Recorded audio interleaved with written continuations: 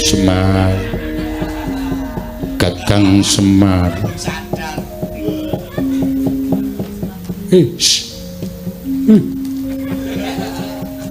Kakang ngono apa Kakang?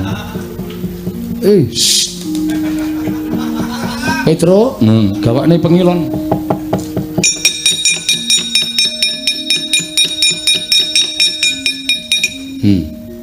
Aduh. Wah. Wah malah. Wah bajigur iki. Ora apa-apa ning rak Bathara Guru wis eling nggih. Jebul sing dadi Janaka Bagong nggih. Mula kok aku dikon sumpah. Sampeyan mau baca sumpah lho. Iya. Niki manjere. Lho.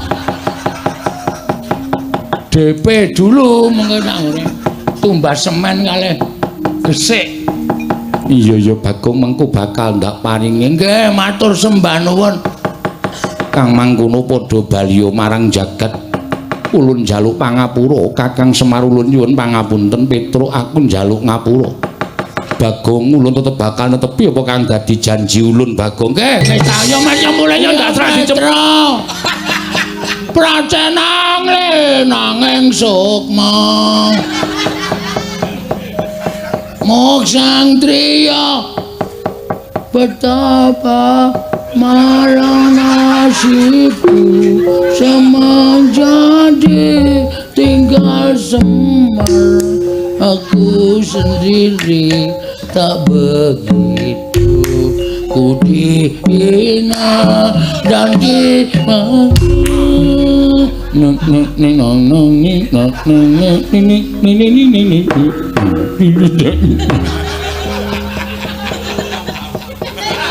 Aku disenani wong ra ya nek. Wong ibu tiri kok nganggo umpak-umpak. Nek do nonton miso-miso kabeh lho. Aduh, Kakang Semar. Ana garang Petruk Bagong. Ana garang Petruk tok. Bagong ora melu Kakang Semar. Semar kowe kena ngapa kowe? Kowe kok do ora eling iki kepiye? Tak tibani Tirta Kamandanu. Mesti kowe padha eling Purwodasina. Yakin aku ora bakal.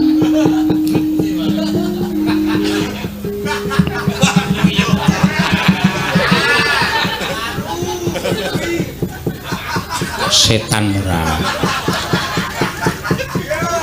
Wedhus kuwi. Mulane dienggo mengkurep kok teles-teles. Ndara to. Iya. Kakang Semar. Kula Den, kula ngaturke panuwun nggih Den. Tiba padha-padha. Ngaturke bekti nggih Ndara. Nolo garing. Iya. Kula ngaturke bekti matur nuwun pun ditulungi. Ya dadi ngopo. Bekti kula kunjuk Ndara. Iya, Peter. Ora dadi ngopo.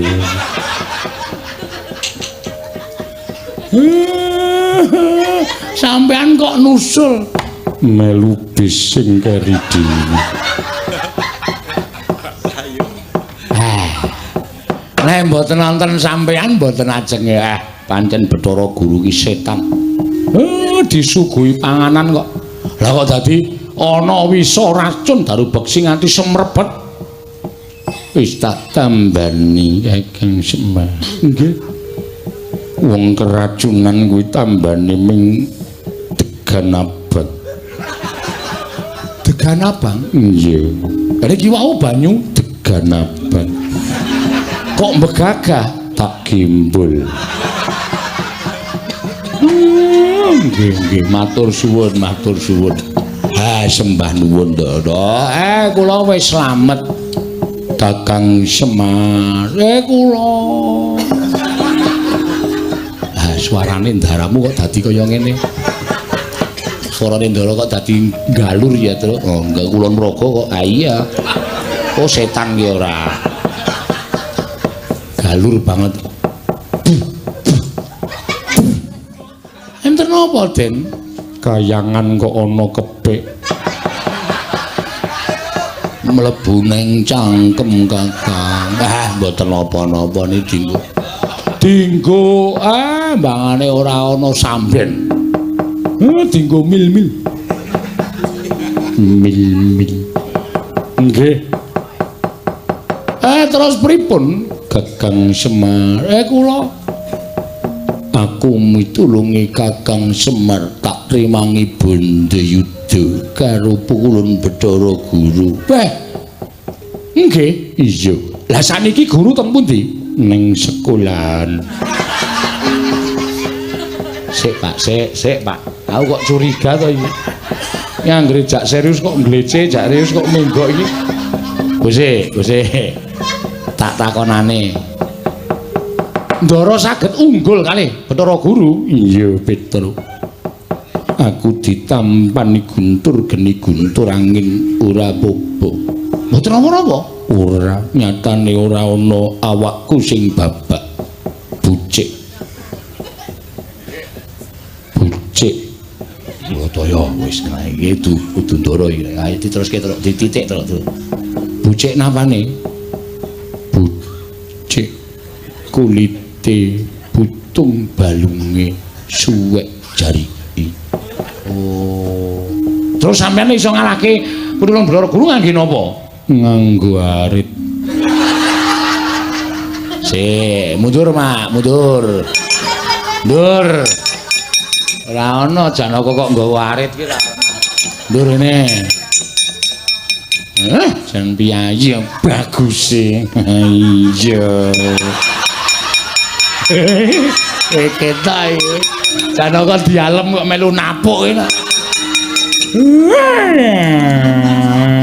Urang griseni Petro. Ndara Janaka garwane sing teng Madukara pinten? Aduh.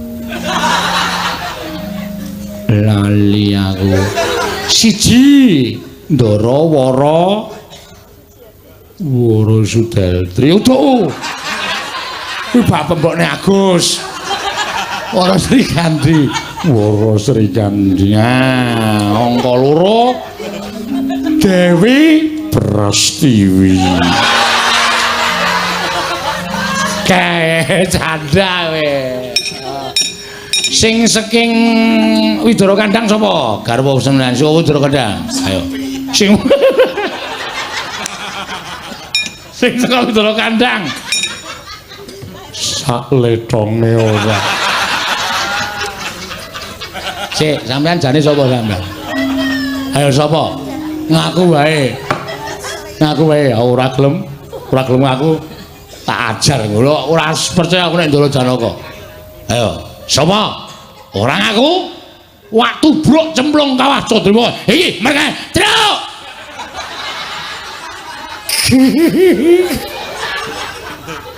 Era wae iki.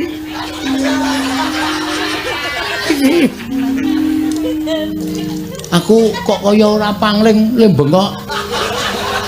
Muni truk. Petro. Ngapa emer? Cejes ora ya. Apa-apa ora gancane nek wau. Gleleng. Wah, aku kok gleleng aku Ayo kene. Semar. Mbuh. Ora sudi aku. Kowe iki nek ora tak tulungi, iki do mati. Kowe ora ngaturke panuwun malah Janaka duleng-uleng.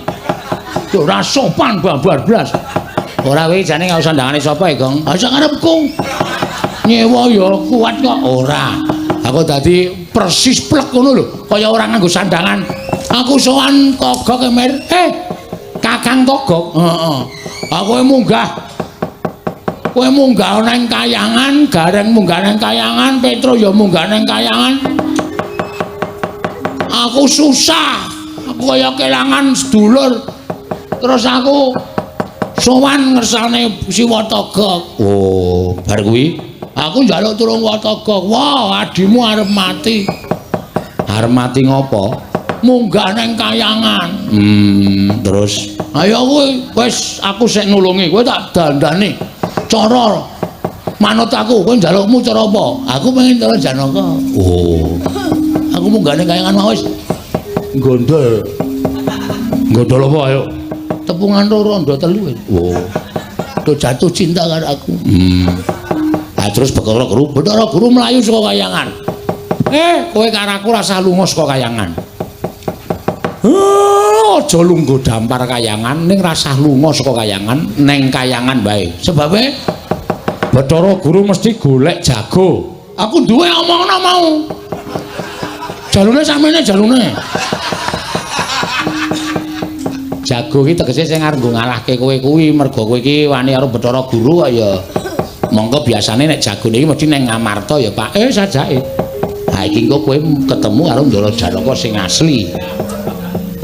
Duh, aku lek salin piye ya iki?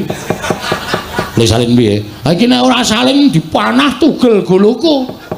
Cetorene Janaka ya cetorene ketok ya sing iso mbantu dewa-dewa iki ming Pandhawa kok. Walah, wis. Togongku asu ae cangkeme tenan. Ha iki gawe masalah iki aku. Lek salin piye? Gek togoke iki mung duduke dalane tok terus mulih. Penyakit tenan kok. Rasa kuwatir eneng aku kowe rasa wedi.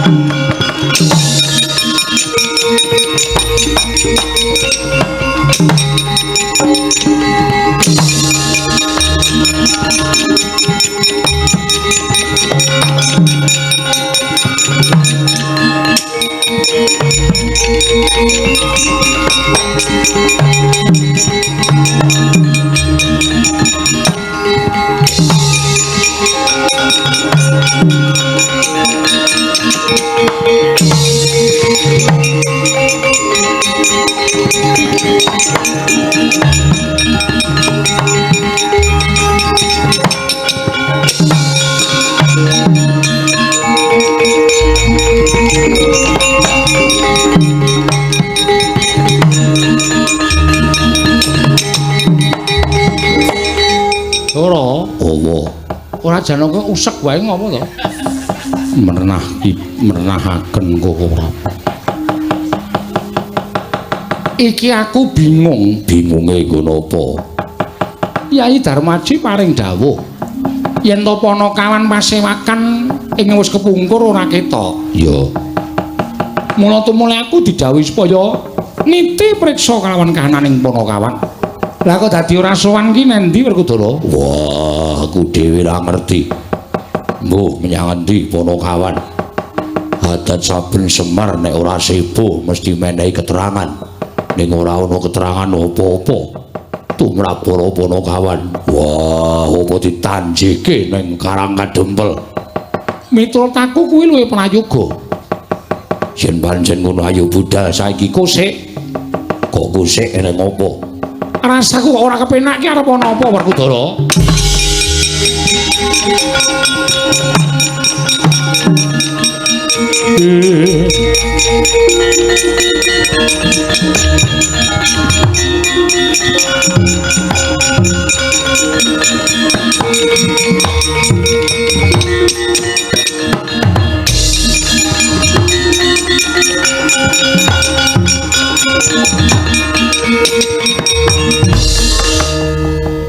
Nun sewu pukulun. Sewu-sewu karapatanipun ingkang ngrayi tadah wadana ingkang wayah. Ya Kresna. Wonten menapa paduka tedhak wonten ing Janaloka? Napa Bathara Guru kakekku tedhak ana ing jagat? Wonten menapa pukulun dene paduka tedhak wonten ing Janaloka? Janaka. Kebangetan nggon kita paring wewirang kelawan panjenengan ulun. Kita mau prapteng ana ing Kayuwangan gawe wiranging Bathara Guru malah saiki wis begogok ana ing kono. Apa isih kurang ngarem nggon kita wis ngiyas marang nalindraning para Jawata Janaka.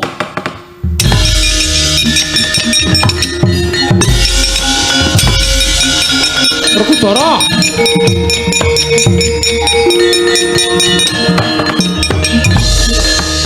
wonten menapa Pukulun? Janaka munggah ana ing kayiwangan. Sayekti ngobrak-abrik Suralaya. Kresna, kita ora ngerti sejati ing dumadi jebul Janaka wis ndhisiki laku prapta ning kene manunggal kelawan jeneng kita. Mangke piye to? Kula menika dumugi mriki kala wau mboten pisah kaliyan kadang kula pun Arjuna. Lah kok paduka Pukulun paring dawuh kados mekaten nyatane kayangan Janaka ngobrak-abrik ana ing Suralaya.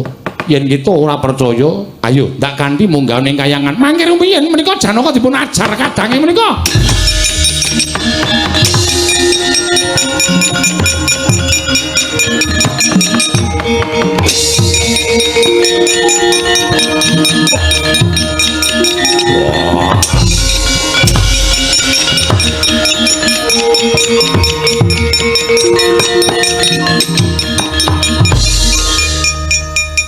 Werkudara, apa? Urung ngerti keterangan sing cetha kok adimu tok pala sin-isinke. Janaka wonten dawuh, mbok golek bokong sing pernah kono. Inggih, Gusti. Mengarep temancepe kok kangelan.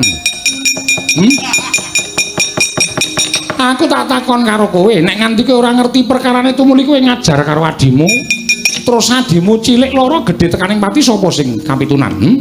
Sapa sing kapitunan? Wah, nyatane guru kakekku paring dawuh yen Janaka kawiranging guru kakekku neng kayangan. Iki mau tak tanjihke Iwan Pikulun Manikmaya paring dawuh Kresna, nek kowe ora percaya munggah neng kayangan.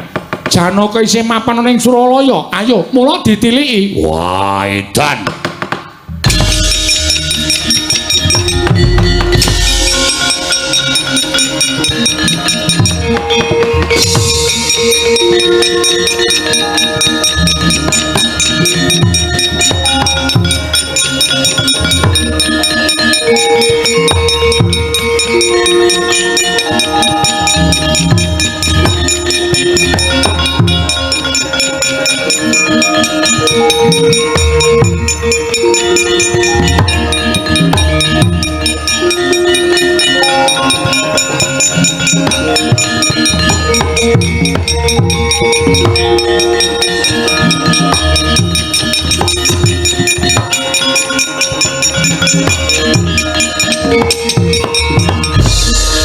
Biar modar. Yakin tetep modar nek saiki. Menungso ora tatanan. Wani ngembari marang Arjuna. Kowe sapa ngaku Kakang Semar kok eneng kono? Nderekke bendara kula. Kowe aja edan Kakang Semar, aku bendaramu. Kakang Semar nek edan tak tambake. Rasa kuwatir Kakang Semar. Wah, jan mesa iso wani omong. Iki nek nganti ndara Janaka engko set njukuk panah tes tus glundung. Dil. Kok dil ngapa? Tembak penalti. Iki ngapa ta saiki iki ngomong apa lho? Aku iki sing ndelokke kowe kuwatir kok. Kowe ora gelem ngakoni yen to aku Janaka aja kelakon dosa. Tak pranggal janggamu. Wis mundur wae rasa semaur. Mundur wae rasa semaur. Sing ngolino prapting lalis. Aduh. Ngopo reng ora mentala aku. Kene marganing patimu Raden Janaka. Kaya aja ngembari marang aku. Aku enggak ikhlas. Nang nganti kowe wani ngembari kelawan aku sadurunge kowe maju. Kudu golek ki persik aja nganti geguluk. Omongane ora cetha. Kelakon tibantangan pecah sirahmu murugagi jajalen. Nek ukurane kurang pas dipernahke. Kakang Semar iki sapa? Bendara kula. Ya aja ngapusi. Nggih to, Den. Iya, Kakang Semar. Nggih, mati dening aku. Tak cobani Raden Janaka.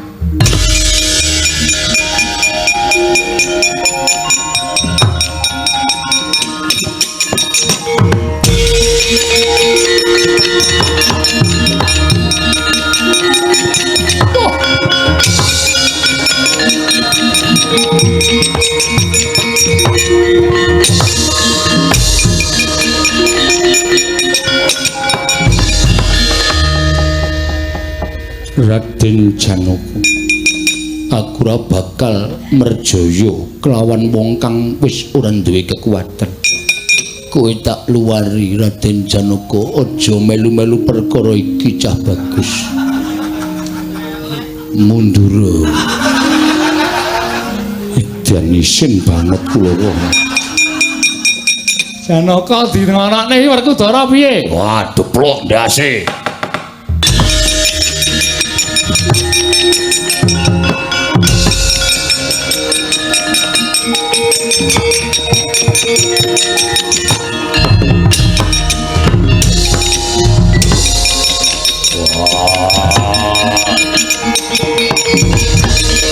Edan. Wah, sikilku dijawel aku iso klumah. Wah, aja kok meng kowe Werkudara. Sikilmu tak jawel iso klumah, Kresna kuwi tak jawel iso mengo.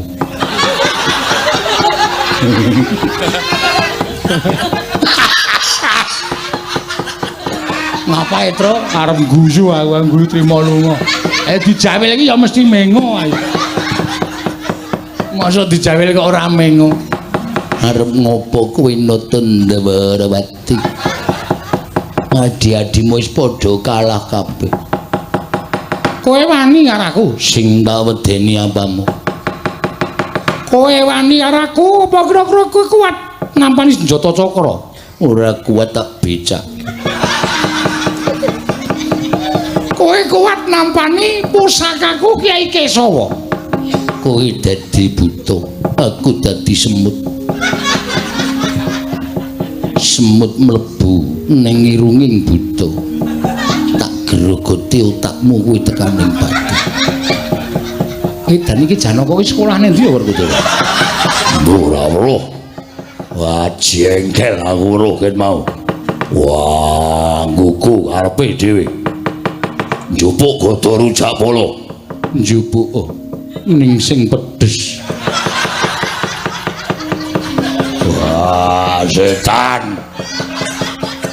Marai mangkel ya omongane. Oh iya, rujak polo kok padake rujak apa?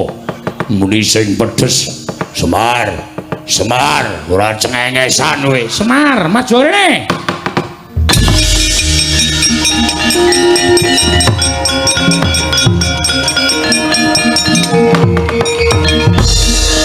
Ora kowe kok guyang-guyuhi jane sapa to? Ndara kula Ndara Janaka. Udu. Janaka ki omongane ra kaya ngono. Janaka ki mau wis nganti isin.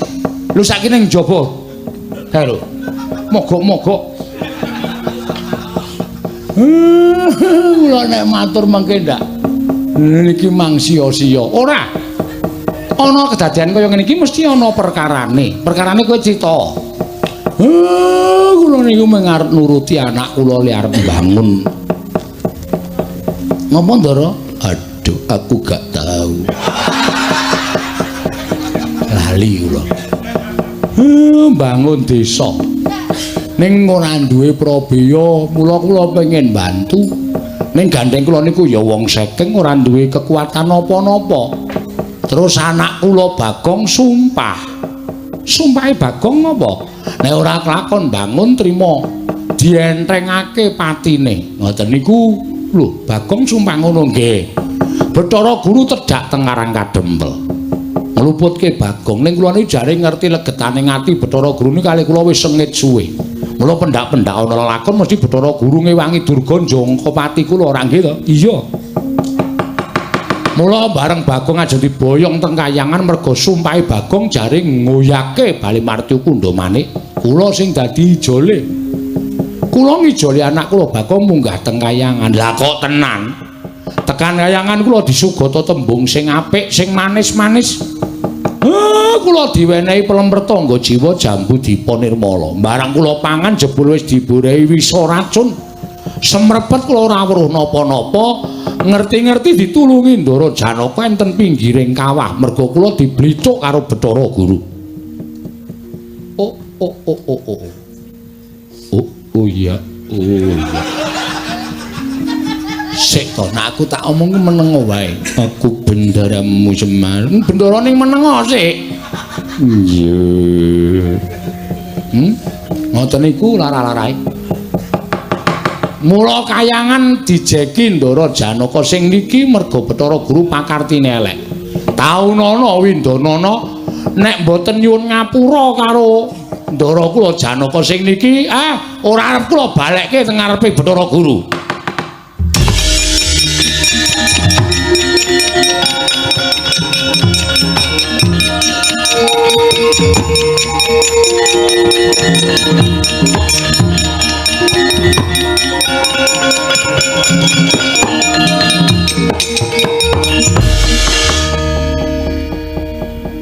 Kakang Semar kula sampun midhanget ngendikanipun Kakang Ismaya. Nek wis krungu arep ngopo? Nek wis krungu arep ngopo? Ora trima. Mboten Kakang, mboten. Kula sampun nglenggana ing kalepatan. Kowe kena ngaku luput ning kowe kudu njaluk ngapura karo ndaraku Raden Janaka. Nek ora, ndaraku mesti bakal ngamuk. Nggih to, Den? Bener. Kaya mengkono Kakang Semar. Arjuna Janaka. Janaka Permati. Permati Janaka Arjuna ulun nyuwun pangapura. Sepira kleputan ulun diagung pangaksana Bugulun Bathara Guru. Ora dadi kabeh wis tinemu padha-padha. Iya Arjuna nyuwun ngapura nek aku ora basa karo sampeyan. Iya Janaka ora dadi ngopo. Wondene aku njaluk marang Pukulun Bathara Guru saiki gentiya sumpah prasupa. Ulun kudu sumpah kepiye? Gandeng sing mbok jangka patine ingkang awal mulane. Kawiwitan sing bakal mbok pateni kuwi Bagong, mongko Bagong kagak luput. Mula kang dadi penjangkaning Bagong. Bathara Guru ngendika kabeh paragate saka kayangan. Menengo wae Semir. Wadon kelakon penjangkaku. Iya. Arjuna yen ketemu karo Bagong kandhakno yen Bagong pengin bangun desa ulun jangkung. Yen Bagong kepengin bangun desa kabeh wragat ing metu aja saka Bagong nanging saka ulun. Sineksen jagat saisine sineksen kiblat papat segara gunung isine ngruna wengi apa kang ulun ucapake sayekti ora bakal lincat.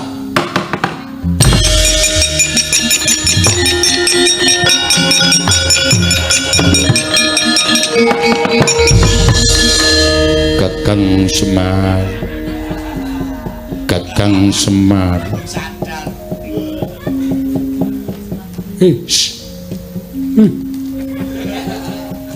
Kakang ngono apa Kakang? Petro, gawakne pengilon.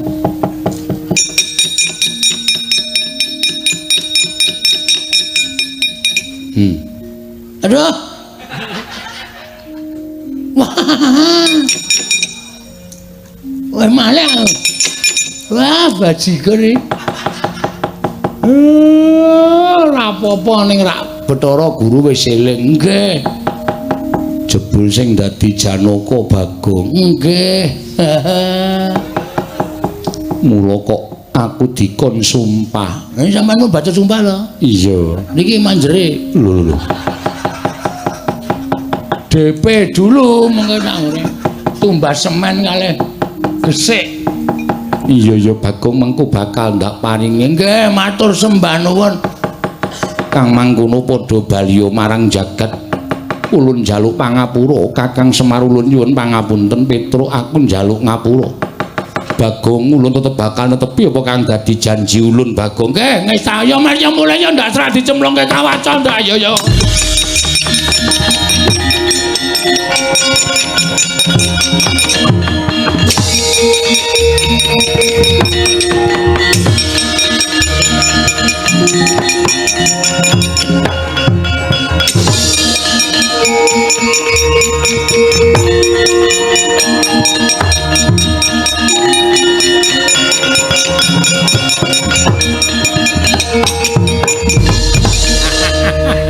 Pripun?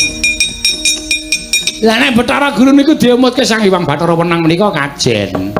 Lah Bathara Guru dielingke Bagong maka Bagong drajak-drajak nyuk-nyukan teng kayangan dadi Janaka.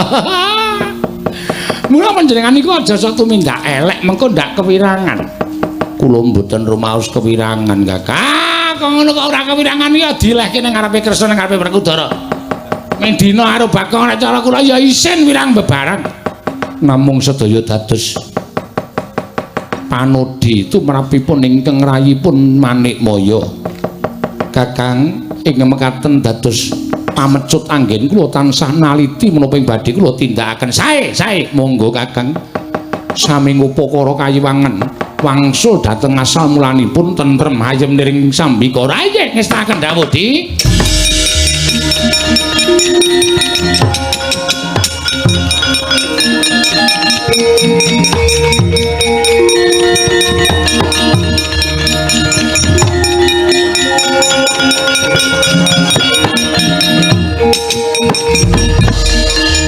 Wis gek matur. Gek matur. Kakang Semar, kula isin tenan aku. Ing atase ana wong ngembari karo aku kok aku kalah. Gek omong. Cilaka ya Pak iki, Pak. Makan buah si malakama. Ah ora malakama apa. Aga wis. Matur Ndara. Iya. Niki kula ajeng bangun desa. Iya. Ndara adeng nyumbang pinten? Ah kok malah sumbangan nes sing dijaluk. Mengko bakal tak paringi Bagong. Alhamdulillah ora luka malah kebak. Iya. Terus ajeng matur, iya, ning aja nesu nggih. Ora. Sampeyan mau perang kali Janaka kalah. Janaka sing ning kayangan. Upama klakon tak pecah sirahe. Oh, nggih pun. Kepiye kok kowe takon? Menggenake kok mboten apa-apa. Jujur. Iya. Setan to karo bapakne kok nuthuk sak penake dhewe. Anu Ndara. Nur mahapunten.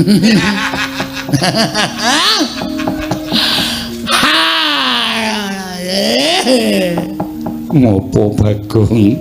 Kowe kok guyu? Nek kowe guyu aku seneng atiku. Yen ana dadanane kula langsung aja. Piye kurang cetha. Waduh Cilaka iki tenan mesti pres iki yakin. Nuwun sewu sing dados Janaka teng kayangan wau kula ning sebabe wonten kok Ndara. Sebabe wonten. Apa to sebabe kok kula dadi Janaka niku wonten. Dados Ndara ampun duka riyen kalih kula. Jalarane wonten apa to kok nganti kula dadi Janaka teng kayangan niku amargi ngenten nggih Ndara. Sejatosipun Ndara, oh Ndara niku sae sanget kok piyane. Niku ngenten. Ngenten nggih Ndara. Wajane abot tenan tangane iki. Mer wangi mer. Lah dituthukke ning ndasmu. Wah, amargi kula ngewangi Semar. Semar ngopo? Semar dipejahi karo sapa? Oleh PLN. Anu napa? Oleh Bathara Guru. Terus kula nguripke Semar. Terus kula dadi Janaka. Sing ndadekke ku Janaka sapa? Sing ndadekke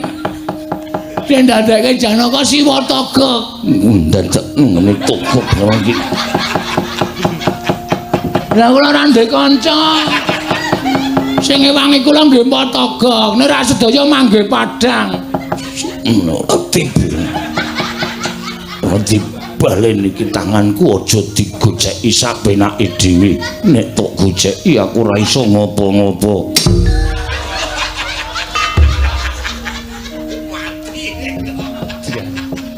Sing kiwa ora digoceki ya wong ngantil kiwa ndara ki juruse kiwa tengen maine.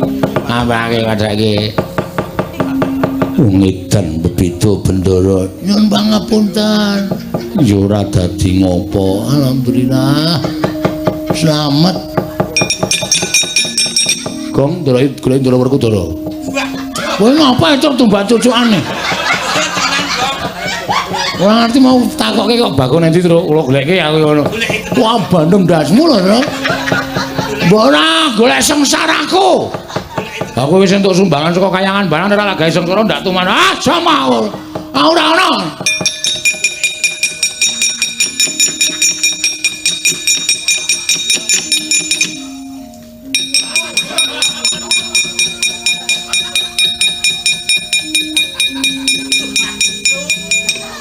koyo dadi gleleng mau arep tak tendang sikilku tok uncal aku ke rumah ping pindho. Wah, cengenges. Dadi Janaka nglelengi jamak-jamak. Mbok sampun Kakang Mas wong mboten menapa-menapa, ora isin, ora wirang. Kalah karo Janaka sing kedadian saka Bagong. Bagong sampun nyuwun pangapunten. Ora dikapoke. Bola-bali njaluk pangapura. Anggepe penake dhewe. Nguku arepe dhewe Werkudara klumah ping pindho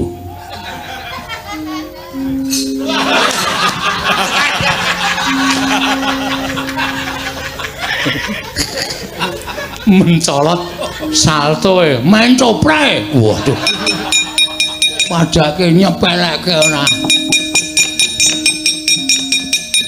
Janaka wonten maring adang mundur mir jenguk nang kono ora ana nang mburi ana lha iki sing kawogan kok ora ana sinten Bagong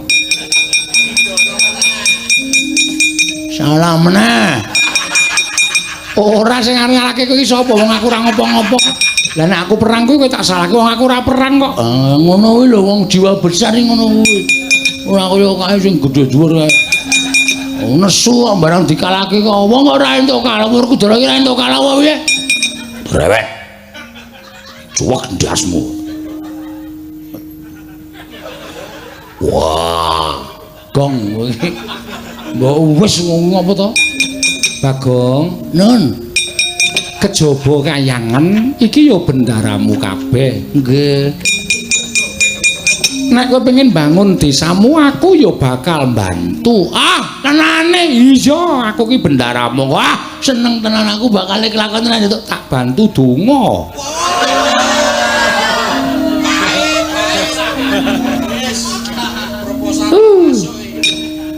apa itu loh nyambut gawe iki nek ora rancak ora apik to nggih mula donga kuwi iso ngrancakake gawean. Oh, nggih niku pun paling apik.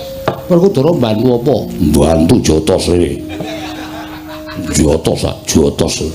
Lho kok ngerti bantu jotos? Jotos ki enak lho. Ngapusi aku kowe.